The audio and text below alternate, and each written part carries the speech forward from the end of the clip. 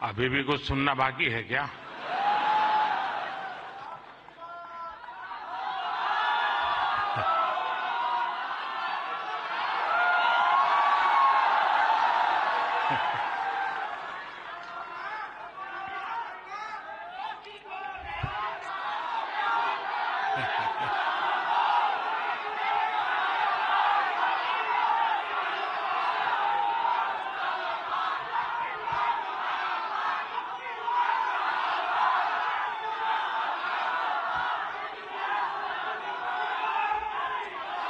कैसे हैं आप सब लोग?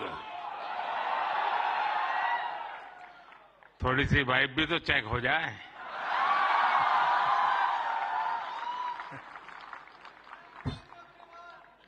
इस कार्यक्रम में उपस्थित मंत्रिपरिषद के मेरे साथी अश्विनी वैष्णव जी, जूरी मेंबर्स भाई प्रसून जोशी जी, रूपाली गांगुली जी, देश के कोने कोने से यहां उपस्थित सभी कंटेंट क्रिएटर्स, देश के कोने कोने में इस आयोजन को देख रहे मेरे सभी युवा साथी और सभी अन्य महानुभाव, आप सबका स्वागत है, आप सबका अभिनंदन है। और आप वो लोग हैं जिन्होंने अपनी जगह बनाई है और इसलिए आज उस जगह पे आप हैं, भारत मंडपम।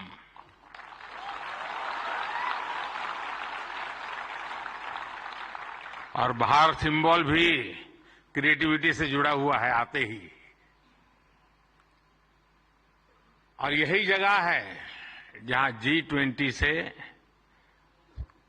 सभी मुखिया यहां इकट्ठे हुए थे और आगे की दुनिया कैसे क्रिएट करनी इसकी चर्चा कर रहे थे। और आज आप लोग हैं जो भारत का भविष्य कैसे क्रिएट करना उसकी चर्चा करने के लिए आए हैं।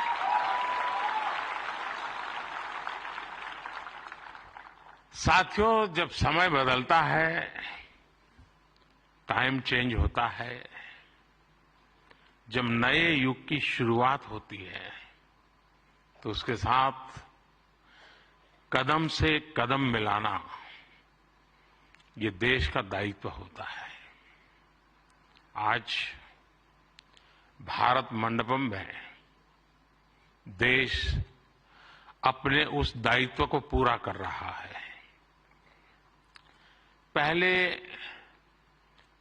नेशनल क्रिएटर अवार्ड्स यानी पहला है, ये आयोजन नए दौर को समय से पहले पहचान देने का आयोजन है।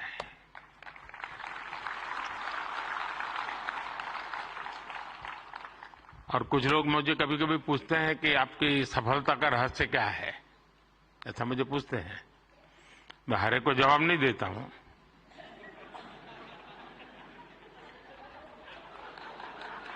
कोई रेस्टोरेंट वाला अपना किचन दिखाता है क्या?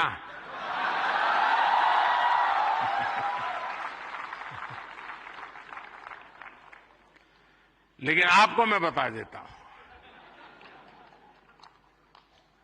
ईश्वर कृपा है, मैं समय से पहले समय को भांप सकता हूं। और इसलिए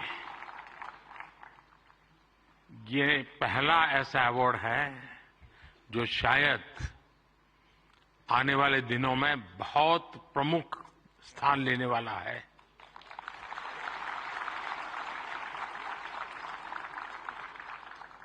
ये इस नए युग को एनर्जाइज कर रहे आप सब युवाओं को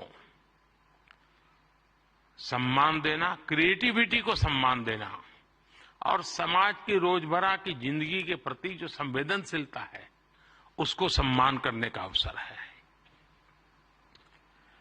भविष्य में ये अवार्ड कंटेंट क्रिएटर्स के लिए बहुत बड़ा मोटिवेशन बनेगा उनके काम को एक बहुत बड़ी पहचान मिलने वाली है। आज जिन्हें नेशनल क्रिएटर्स अवार्ड मिले हैं, मैं उन विजेताओं को तो बधाई देता ही देता हूं, पर जिन्होंने इसमें बढ़ चढ़कर के हिस्सा लिया, क्योंकि बहुत कम समय मिला था, हम ज्यादा इस चीज को पॉपुलर भी नहीं कर पाए थे, और मैं नहीं चाहता था कि मैं इसमें और समय गंवाऊं, लेकिन जल्दी जल्दी में भी, इतने कम समय में भी 1.5-2 लाख क्रिएटिव माइंड्स इसके साथ जुड़ जाए, ये मेरे देश की भी एक पहचान बना देता है जी।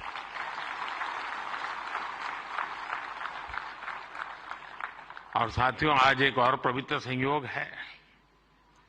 ये पहला नेशनल क्रिएटर्स अवार्ड महाशिवरात्रि के शुभ दिन पर आयोजित हो रहा है।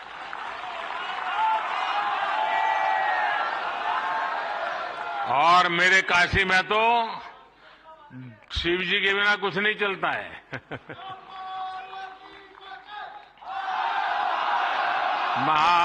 महादेव। भगवान शिव भाषा, कला और क्रिएटिविटी के जनक माने गए हैं। हमारे शिव नटराज है। शिव के डमरू से माहेश्वर सूत्र प्रकट हुए हैं। शिव का तांडव लय और सृजन की नींव रखता है इतिहास, और इसलिए यहां जो क्रिएटर्स हैं उनके लिए नए सब्जेक्ट मिल जाएंगे। महाशिवरात्रि के दिन ये आयोजन अपने आप में बहुत बड़ा सुखद संयोग है, और मैं आपको भी और देशवासियों को भी महाशिवरात्रि की बहुत बहुत शुभकामनाएं देता हूं। फ्रेंड्स, आज इंटरनेशनल वुमेन्स डे भी है, लेकिन मैं देख रहा हूं पहली बार पुरुष ताली बजा रहे हैं, वरना उनको लगता है हमारा तो कोई डे आता नहीं। आज जो अवार्ड मिले हैं उनमें भी बहुत सारी बेटियां मैदान मार गई हैं। मैं उनको भी बधाई देता हूं, और भी मैं देख रहा हूं क्रिएटिव वर्ल्ड में हमारे देश की बेटियां बहुत बड़ी मात्रा में सबको देख रहा हूं। मुझे बहुत गर्व हो रहा है आप लोगों को देख करके।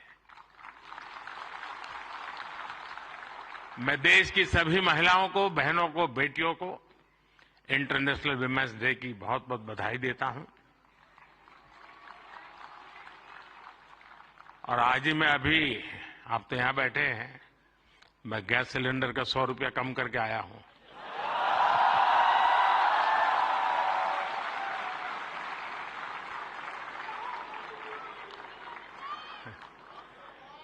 साथियों, किसी भी देश की जर्नी में किसी एक पॉलिसी डिसीजन या एक अभियान का कैसे मल्टीप्लायर इफेक्ट होता है, ये आप सबको देख करके पता चलता है। 10 साल में हुए डेटा रिवॉल्यूशन से लेकर सस्ते मोबाइल फोन्स, डिजिटल अभियान, इंडिया अभियान ने एक प्रकार से कंटेंट क्रिएटर्स की एक नई दुनिया क्रिएट कर दी है। और पहली बार ऐसा हुआ होगा जब किसी सेक्टर की युवा शक्ति ने सरकार को प्रेरित किया हो, सरकार को मजबूर किया हो कि कब तक बैठे रहोगे, इसको भी सोचो। और इसलिए भी आप बधाई के पात्र हो। आज के इस अवार्ड फंक्शन का क्रेडिट अगर किसी को जाता है तो भारत के मेरे युवा मन को, हर डिजिटल कंटेंट क्रिएटर को जाता है। साथियों, भारत का हर कंटेंट क्रिएटर एक और बात को रिप्रेजेंट करता है। हमारे युवाओं को अगर सही दिशा मिले तो वो क्या कुछ नहीं कर सकते हैं। आपने कंटेंट क्रिएशन का कोई कोर्स नहीं किया है ही नहीं तो क्या करोगे?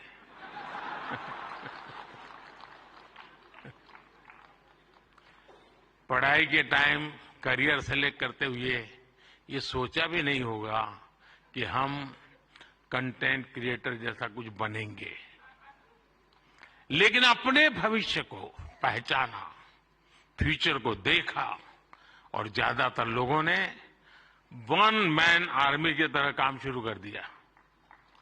अब ये श्रद्धा को देखिए, खुद अपना मोबाइल लेकर के बैठ जाती है। अपने प्रोजेक्ट में आप ही राइटर, आप ही डायरेक्टर, आप ही प्रोड्यूसर, आप ही एडिटर, यानी आपको ही सब कुछ करना होता है। यानी एक प्रकार से इतनी टैलेंट एक जगह पे जमा हो जाए और फिर वो जब प्रकट हो तो उसका सामर्थ्य कितना हो सकता है अंदाज लगा सकते हैं।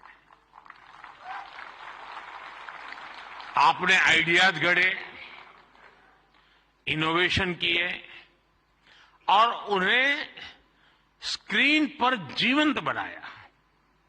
आपने दुनिया को न केवल अपनी क्षमता से परिचित करवाया, बल्कि लोगों को दुनिया भी दिखाई। आपने जो हिम्मत दिखाई, उसी के कारण आज आप सब यहां पहुंचे हैं और देश बड़ी आशा के साथ आपको देख रहा है। आपका कंटेंट आज पूरे भारत में जबरदस्त इंपैक्ट क्रिएट कर रहा है। आप एक तरह से इंटरनेट के एमवीपी,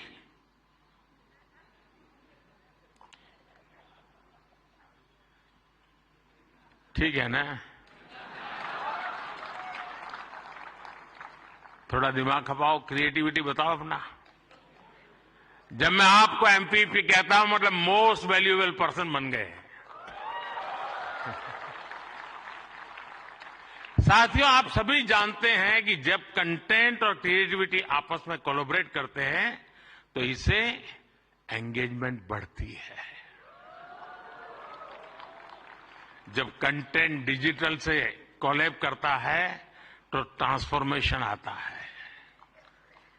जब कंटेंट पर्पस से कोलैब करता है तो इससे इंपैक्ट दिखता है। और आज जब आप लोग यहां आए हैं तो मुझे भी बहुत सारे विषयों पर आप लोगों से कोलैब रिक्वेस्ट करनी है।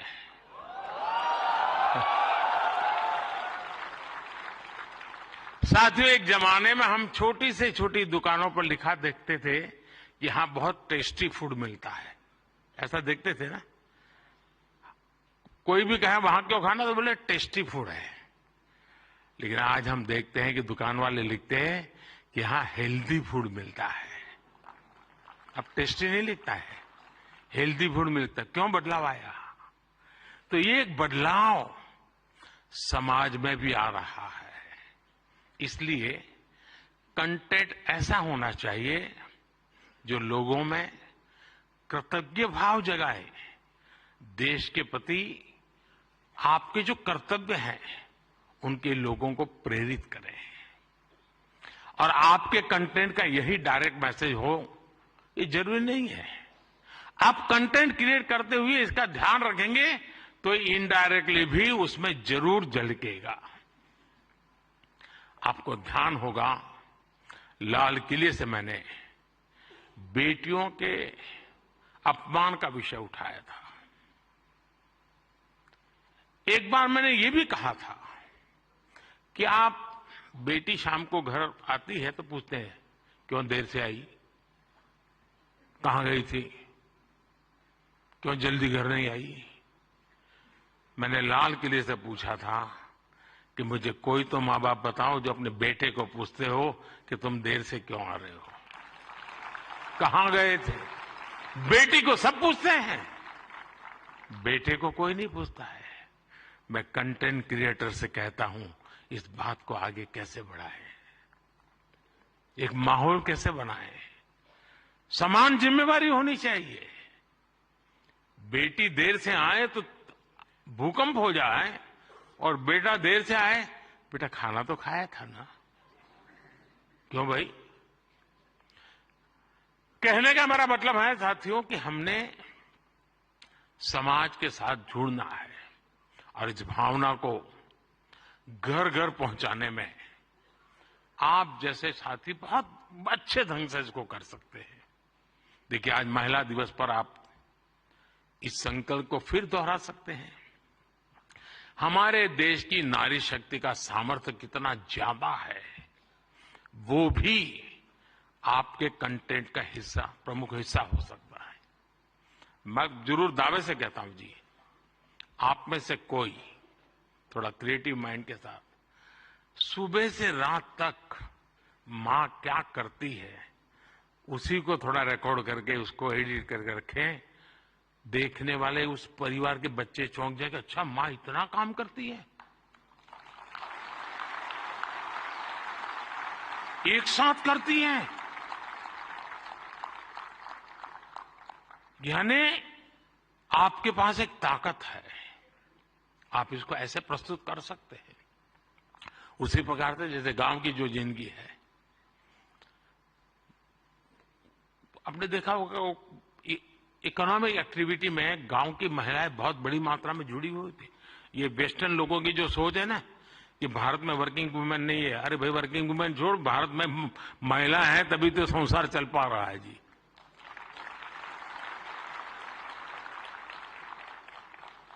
गांव में आप देखेंगे इतनी इकोनॉमिक एक्टिविटी हमारी माताएं बहनें करती है। अगर ट्राइबल बेल्ट में जाएंगे, पहाड़ों में जाएंगे, तो आपको मैक्सिमम इकोनॉमिक एक्टिविटी हमारी माताएं बहनें करती हैं जी। और इसलिए हमारी क्रिएटिविटी के द्वारा हम ये जो गलत परसेप्शन बने हैं ना, बड़े आसानी से बदल सकते हैं, हकीकतों के आधार पर बदल सकते हैं। और मैं मानता हूं हम इसको करना चाहिए। अगर एक दिन की जीवन की सिर्फ साइकिल को हम दिखाएं तो पता चलेगा कि हमारे यहां पशुपालक हो, किसान महिला हो, मजदूरी करने वाली महिला हो, कैसे काम करती, कितनी मेहनत करती है।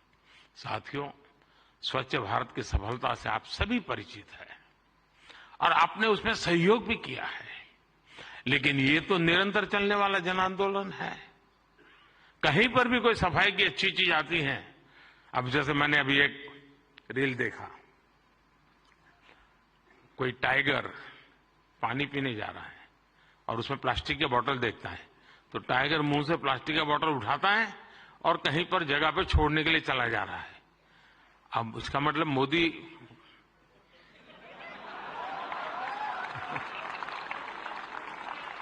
किस किस से बात पहुंचाता है, समझ गए ना?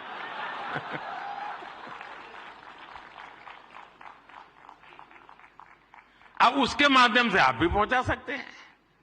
और इसलिए आप इस विषय पर भी लगातार कुछ न कुछ जरूर करते रहिए।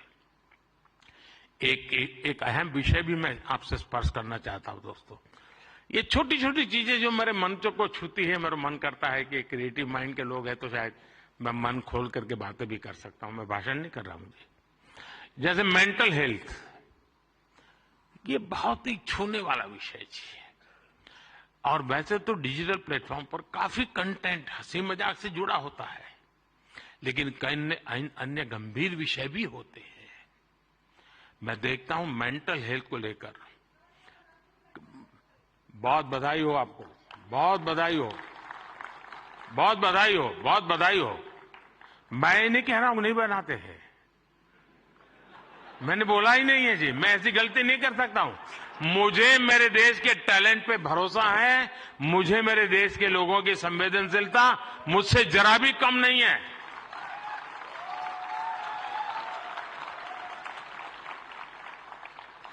लेकिन ये ऐसे और जो लोग इस प्रकार से सोचते हैं वो ज्यादा क्रिएटिव है, ऐसा मैं कह सकता हूं। क्योंकि मेंटल हेल्थ को लेकर काफी क्रिएटर्स बहुत अच्छा काम कर भी रहे हैं, लेकिन अभी हमें इस पर और ज्यादा काम करने की जरूरत है। और हो सके तो लोकल लैंग्वेज, गांव के अंदर एक परिवार में अगर ऐसा बच्चा है, उनके लिए क्या हो सकता है? बड़े शहर में 5 स्टार दुनिया में तो होगा, क्योंकि उनकी जिंदगी में ये बहुत जरूरी है जी।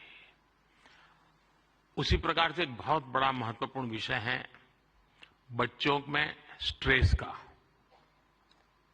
हमें पता नहीं होता है, पहले तो हमारा जॉइंट फैमिली होता था और बच्चे कभी दादी संभाल लेती थी, कभी दादा संभाल लेते थे, कभी नाना, कभी चाचा चाची, भाभी भाई। अब माइक्रो फैमिली है, दोनों लोग चले गए हैं, आया के पास बैठा है, पता नहीं उसको स्ट्रेस का क्या स्थिति है, कुछ पता नहीं है। अब जैसे एग्जाम का समय होता है, स्टूडेंट्स में रिजल्ट को लेकर के चिंता बहुत बढ़ जाती है, सांस फूलने लग जाती है। रिजल्ट आने पर फोन पर दोस्तों तो कह रहे जैसे रिजल्ट अभी आ गया हो, लेकिन धीरे धीरे धीरे पारा गर्म हो जाता है। मैंने कोई 12-15 साल पहले एक छोटी सी फिल्म देखी थी। उस जमाने में तो उतना वीडियो कोई पॉपुलर नहीं था, लेकिन मेरी ये रुचि है जानना, समझना, सीखना। और उसमें ये बताया गया था कि कुछ भी गलत निर्णय लेने से पहले बेहतर जीवन जीना ज्यादा आसान है और कितना जीवन सुंदर बनता है।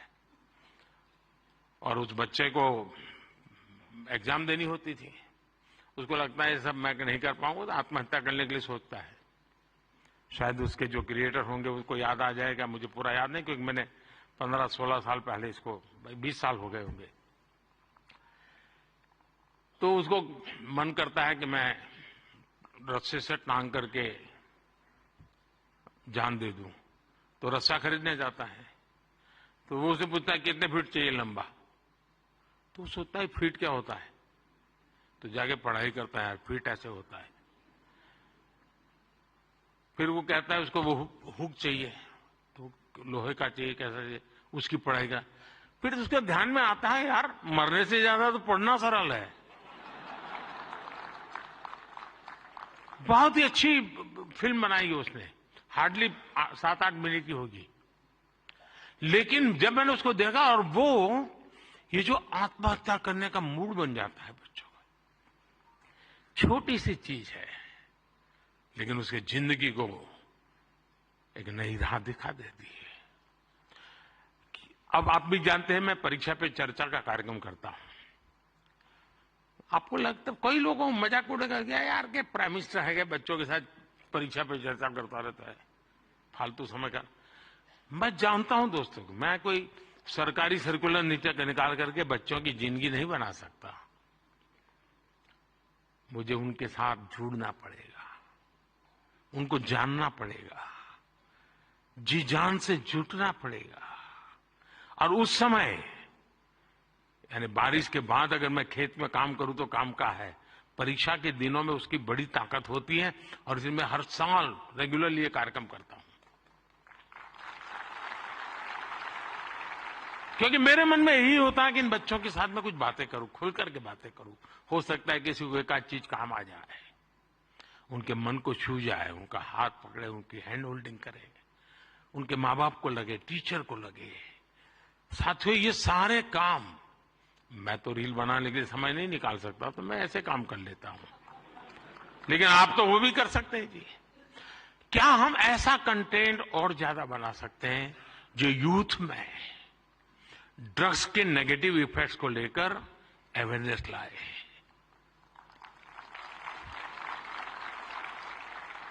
हम बिल्कुल दावे से क्रिएटिव वे में समझा सकते हैं कि drugs is not a cool for youth.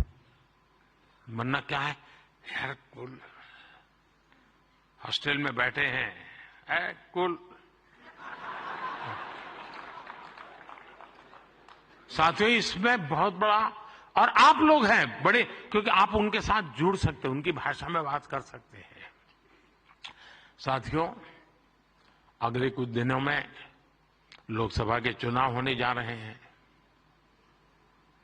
आप ये मत सोचिए कि आज का ये इवेंट इसके लिए है।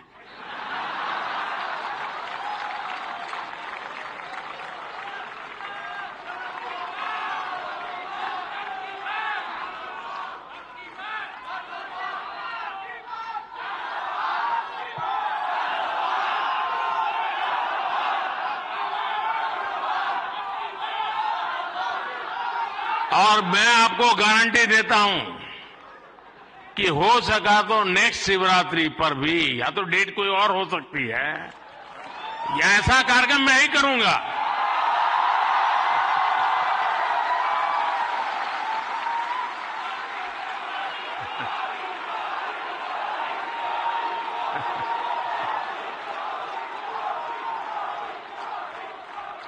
लेकिन मैं लोकसभा चुनाव का विषय उस अर्थ में नहीं लाया हूं, क्योंकि मुझे भरोसा है मुझसे ज्यादा मेरे लिए आप मरते हैं।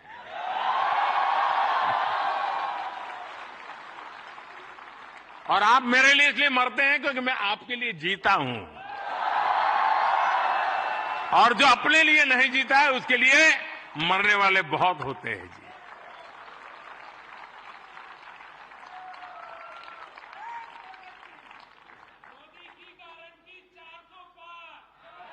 वो मोदी की गारंटी नहीं है, 140 करोड़ देशवासियों की गारंटी है।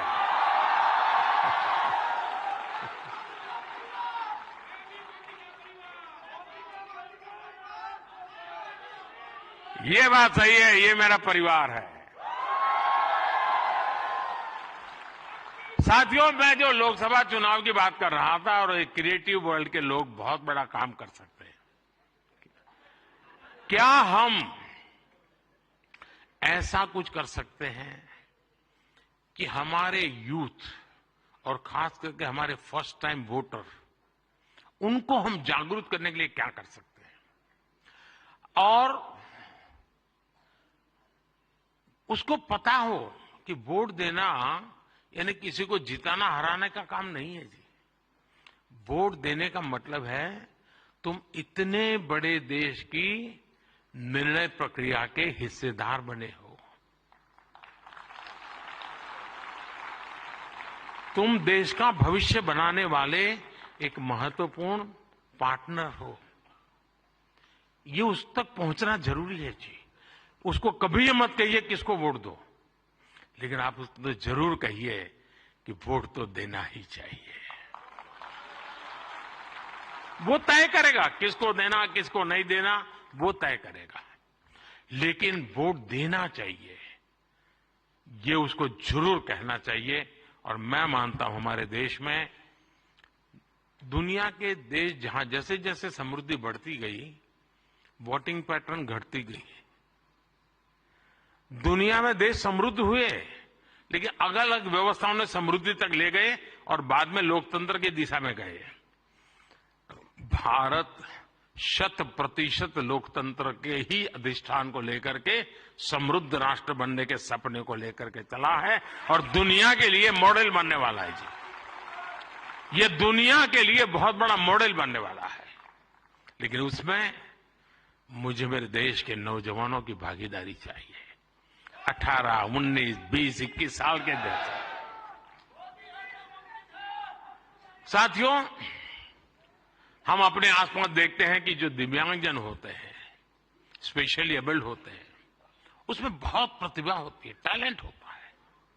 आप उनके लिए भी एक बड़ा माध्यम बन सकते हैं, उन्हें सपोर्ट कर सकते हैं।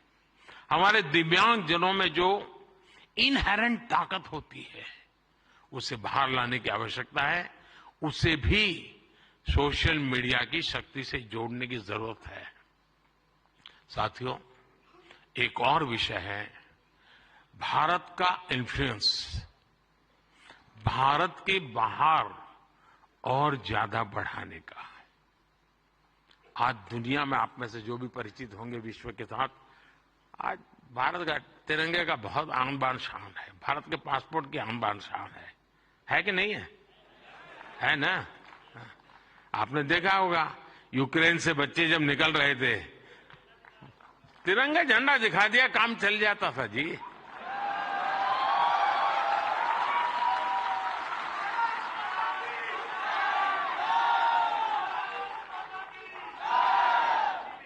ये सामर्थ्य ऐसे ही नहीं आया है दोस्तों, ये सामर्थ्य ऐसा ही नहीं आया है। इसके पीछे एक मिशन बोर्ड में तपस्या की गई है। दुनिया में आज वातावरण बदला है, लेकिन उसको और अधिक, आज भी दुनिया में कुछ परसेप्शन ऐसे ही है हमारे लिए, हम उसको बदल सकते हैं क्या? और मैं मानता हूं, मुझे याद है मैं एक बार किसी एक देश में गया था, तो एक इंटरप्रेटर मेरे साथ था। तो परिचय वो कंप्यूटर इंजीनियर था, तो उस सरकार में काम करता था। तो मेरी मदद की उसने, 3-4 दिन मेरे साथ था वो, तो परिचय हो गया। तो आखिर में उसने कहा, साहब आपको बुरा न लगे तो एक सवाल पूछना चाहता हूं। मैंने कहा क्या? नहीं साहब, आपको बुरा नहीं लगेगा ना? मैं कहा नहीं दोस्त, 3-4 दिन से आप देख रहे हो, बुरा लगने का सवाल नहीं, आप जरूर पूछिए। नहीं रहने दो साहब, नहीं पूछता हूं। नहीं, मैंने कहा पूछो यार। उसने कहा, साहब क्या अभी भी आपके देश में सांप सपेरे जादू टोना यही होता है क्या? ये मुझे पूछा गया सवाल था जी। मैंने कहा देख दोस्त, हमारे लोग तो उस जमाने में तो बड़े ताकतवर थे, तो सांप बाप उनके लिए बड़ा बायात का खेल था। अब मैंने कहा हमारी ताकत बहुत कम हो गई है, और धीरे धीरे करके मैंने कहा वो माउस पे आ गए हैं। लेकिन मैंने कहा वो माउस से पूरी दुनिया को हिलाते हैं। साथियों, मेरे देश का ये जो सामर्थ्य है ना, इस सामर्थ्य को हम आज अगर विदेश में बैठे किसी शख्स को, मैं समझता हूं हमारे सामर्थ्य से आकर्षित करें, उनको लाने की दिशा में हमारा काम हो, हम अपने कंटेंट को ऐसा क्रिएट कर सकते हैं। आप पूरी दुनिया में भारत के डिजिटल एम्बेसडर्स हैं दोस्तों, और मैं मानता हूं ये बहुत बड़ी ताकत है। आप फ्रिक्शन ऑफ सेकंड दुनिया में पहुंच सकते हैं। आप वोकल फॉर लोकल के ब्रांड एम्बेसडर्स हैं। मैं कल श्रीनगर में गया था, तो एक नौजवान से मेरी बातचीत हो रही थी। मैं हैरान हूं, जो वो सिर्फ शहद का काम करता है, मधुमक्खी पालन का काम करता है, और आज ग्लोबली उसने अपनी एक ब्रांड पहुंचा दी है जी, जस्ट डिजिटल वर्ल्ड के माध्यम से। और इसलिए साथियों, आइए हम एक साथ मिलकर एक क्रिएट ऑन इंडिया मूवमेंट, मैं बहुत जिम्मेवारी के साथ आप लोगों से अपेक्षा कर रहा हूं, क्रिएट ऑन इंडिया मूवमेंट की शुरुआत करें।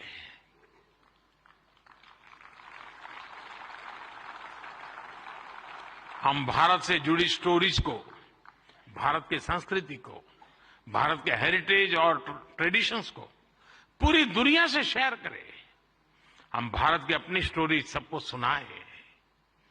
Let us create on India and create for the world. आप ऐसा कंटेंट क्रिएट करिए जो आपके साथ ही आपके देश, हम सबका देश, भारत को भी ज्यादा से ज्यादा लाइक्स दे। और इसके लिए हमें ग्लोबल ऑडियंस को भी एंगेज करना होगा। दुनिया की यूनिवर्सिटीज के साथ, दुनिया के नौजवानों के साथ जुड़ना होगा।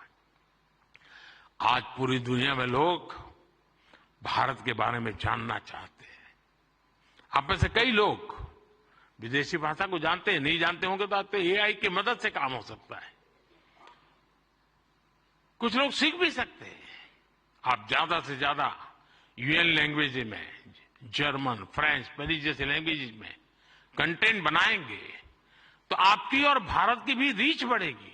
हमारे अड़ोस पड़ोस के देश हैं, उनकी भाषाओं में हम कुछ करें, हमारी एक अलग पहचान बनेगी। और आपने देखा होगा, पिछले दिनों बड़ा महत्वपूर्ण डिसीजन हमने लिया है। मैं भी कुछ दिन पहले बिल गेट्स के साथ गप्पे मार रहा था, तो ऐसे ही एआई वगैरह सारे विषयों पर बहुत चर्चा निकली। कभी उसके विषय में जरूर आपको पता चलेगा। लेकिन हमने अभी कल ही एक डिसीजन लिया है। हम एआई मिशन को, और मैं मानता हूं दुनिया देख रही है कि भारत एआई में क्या काम करेगा, क्योंकि भारत लीड करेगा, मान के चलिए दोस्तों, क्योंकि मैं आपके भरोसे बोल रहा हूं। उसी प्रकार से आपने देखा होगा सेमीकंडक्टर, जिस प्रकार से भारत सेमीकंडक्टर की दुनिया में आगे बढ़ रहा है, और मैं बताता हूं कि हम 2G 4G वगैरह में बहुत पीछे रह गए, 5G में हमने लीड कर लिया। वैसा ही हम बहुत तेजी से सेमीकंडक्टर की दुनिया में हम दुनिया में अपनी जगह बना लेंगे दोस्तों, और देखते ही देखते हम छा जाएंगे। और ये मोदी के कारण नहीं, मेरे देश के नौजवानों के कारण, मेरे देश के टैलेंट के कारण। इतना सामर्थ्य है। मोदी तो सिर्फ अवसर देता है, रास्ते से कांटे हटा देता है, ताकि मेरा देश का नौजवान तेज गति से आगे बढ़ चले। और इसलिए मैं चाहता हूं, जैसे हमारे पड़ोस के देश हैं, उनकी भाषा है, उनके साथ उनकी सोच समझ के अनुकूल हम जितनी चीजें पहुंचाएंगे, मैं समझता हूं हमारा नाता और जुड़ेगा। हमें अपना विस्तार करना है, अपना प्रभाव पैदा करना है दोस्तों, और ये क्रिएटिव वर्ल्ड बहुत अच्छी तरह कर सकता है। और एआई की ताकत आप जानते हैं, आजकल देखा होगा, मैं अभी जो आपसे बात कर रहा हूं, कुछ ही समय में वो आपको हिंदुस्तान की 8-10 लैंग्वेजेज में ये मेरी सारी बातें आपको मिल जाएगी, क्योंकि मैं एआई का उपयोग करता हूं। आपके साथ अगर यहां आते जाते मेरा फोटो निकल गया, तो आप एआई के माध्यम से वो फोटो अपनी कलेक्ट कर सकते हैं। नमो ऐप पर जाएंगे, फोटो बूथ पे चले जाएंगे, आराम से आपको मिल जाएगी मेरी फोटो। आज से 5 साल पहले कहीं मिल गए होंगे, एक कोने में मुझे देख रहे, आपकी एक आंख फोटो में आई है, तो भी वो आपको खींच करके ले आएगा वहां। ये एआई की ताकत है, हमारे देश के नौजवानों की ताकत है। और इसलिए मैं कहता हूं सोचो कि भारत के पास ये सामर्थ्य है, हमें सामर्थ्य को लेकर के आगे जाना चाहता है, और नेशनल इंटरनेशनल लेवल पर भारत की एक छवि नई ऊंचाई पर ले जाने का काम हम अपनी इस क्रिएटिविटी से कर सकते हैं। एक फूड क्रिएटर किसी को मुंबई के बड़ा पाव की मशहूर दुकान तक पहुंचा सकता है। एक फैशन डिजाइनर दुनिया भर को ये बता सकता है कि भारत के कलाकारों की खूबी क्या होती है। एक टैग क्रिएटर पूरी दुनिया को बता सकता है कि मेक इन इंडिया से हम क्या बना रहे हैं और भारत में इनोवेशन कैसे बढ़ रहा है। एक गांव में बैठा ट्रैवल ब्लॉगर भी विदेश में बैठे किसी व्यक्ति को अपने वीडियो से हिंदुस्तान की यात्रा के लिए मोटिवेट कर सकता है। हमारे भारत में तो इतने अलग अलग तरह के मेले होते हैं, हर एक पर्व में अपनी एक स्टोरी होती है और दुनिया उसे जानना चाहती है। जो लोग भारत को जानना चाहते हैं, भारत के कोने कोने को जानना चाहते हैं, उनकी भी आप बहुत मदद कर सकते हैं। साथियों, इन सारे प्रयासों में आपकी स्टाइल, आपका प्रेजेंटेशन, आपका प्रोडक्ट, आपके फैक्ट्स, अगर मैं मानता हूं हकीकतों विषय में कॉम्प्रोमाइज कभी मत कीजिए। आप देखिए, एक यूनिक अंदाज में आप जाएंगे। अब देखिए, आर्टिफैक्ट्स तो बहुत होते हैं, आर्कियोलॉजी वाले ने बहुत चीजें निकाली होती है, लेकिन जो म्यूजियोलॉजी जानता है ना, वो जब उसको बनाता है, रखता है, तो हम उस युग में पहुंच जाते हैं। 300 साल पुरानी चीज देखते हैं तो लगता है कि मैं उस समय जी रहा हूं। क्रिएटिविटी की ये ताकत होती है दोस्तों, और मैं चाहता हूं कि मेरे देश के भीतर वो क्रिएटिविटी है जो मेरे देश का भाग्य बदलने के लिए एक बहुत बड़ा कैटलिक एजेंट बन सकता है। और इसी भावना से मैं आज आप सबको मिला, आप सबको बुलाया। आप बहुत ही कम नोटिस से आए, आपने कुछ करके दिखाया है। जूरी को भी मैं बधाई देता हूं, क्योंकि 1.5-2 लाख लोगों की एक एक बारीकी को पहुंचाना बड़ा कठिन काम है। लेकिन आने वाले दिनों में ये काम और अधिक अच्छे ढंग से, अधिक साइंटिफिक ढंग से हम कर पाएंगे। मैं फिर एक बार आप सबको बहुत बहुत शुभकामनाएं देता हूं। बहुत बहुत धन्यवाद।